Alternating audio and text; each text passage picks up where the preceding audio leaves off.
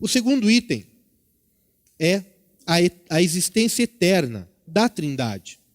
Outro tópico simples de nós falarmos é a eternidade. Se falamos de Trindade e é um mistério, eternidade também é um mistério, né? O texto fala assim: cremos que Deus é, da eternidade passada até a eternidade futura, não tendo início e jamais tendo fim. No entanto, ele mesmo se declara o princípio e o fim lá em Apocalipse. Desde o princípio Deus existe e sua existência se impõe como um fato inicial que não precisa de qualquer explicação. A Trindade sempre foi, é e sempre será. O controle de todas as coisas está em suas mãos. Ora, a eternidade também ela não pode ser alcançada pela nossa mente física, porque nós temos limite. Mas a eternidade não tem limite de início e não tem limite de fim.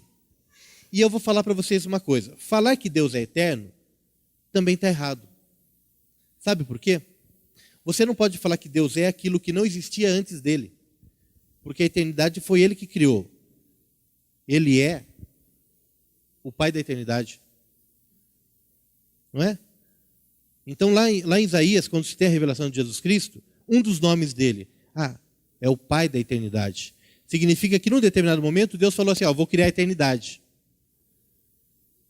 E o que tinha antes, então? Não conseguimos entender nem a eternidade, quanto menos o que tinha antes. Não é isso?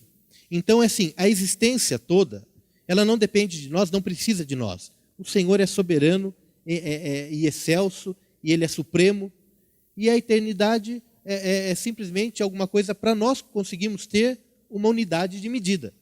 E, aliás, a eternidade nós não conseguimos medir, mas é uma unidade que a gente tem uma referência do que seria, talvez. Mas Deus é além da eternidade. Num determinado momento ele resolveu, vou criar a eternidade.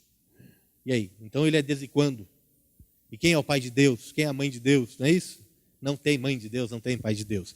Essas coisas nos serão reveladas somente na glória com o Senhor. Existem coisas que nós não temos capacidade de entender. Mas a eternidade é um fato.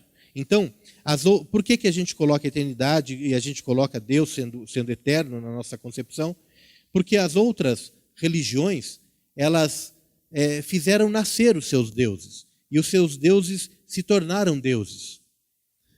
O próprio paganismo, né, quando você fala dos primeiros demônios, o Baal, Astarote, os primeiros demônios, na verdade eles foram homens que andaram sobre a terra, se tornaram lendas, essas lendas se transformaram em histórias fantásticas e foram endeusados. E de repente estão lá como divindades. O diabo manipulando tudo isso, para que o homem pudesse dividir a sua atenção de Deus com outros deuses, que na verdade não existem. Né?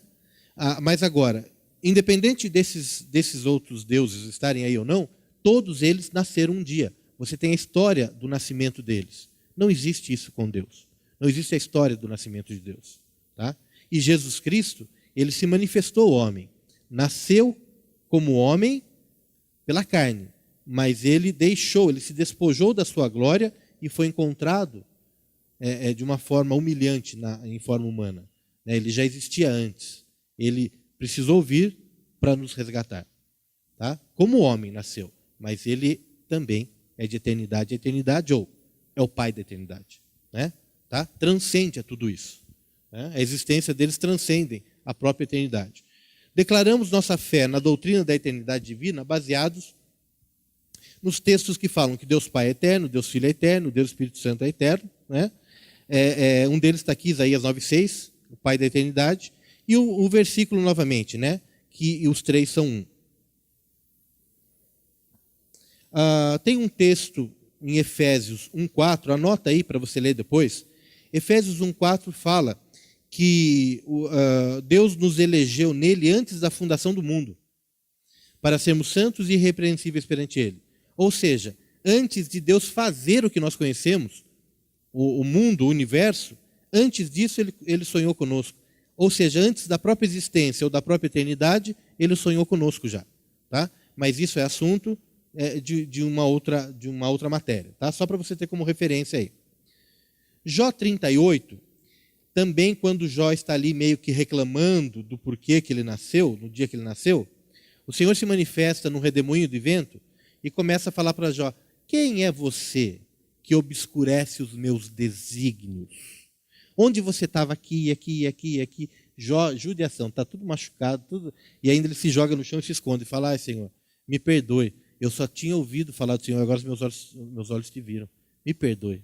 Não está mais aqui quem falou, né? Bom, Deus, e aí Deus dá uma relação, né, que ele fez todas as coisas muito antes de nós imaginarmos que elas existissem, né? Ou como elas existiriam.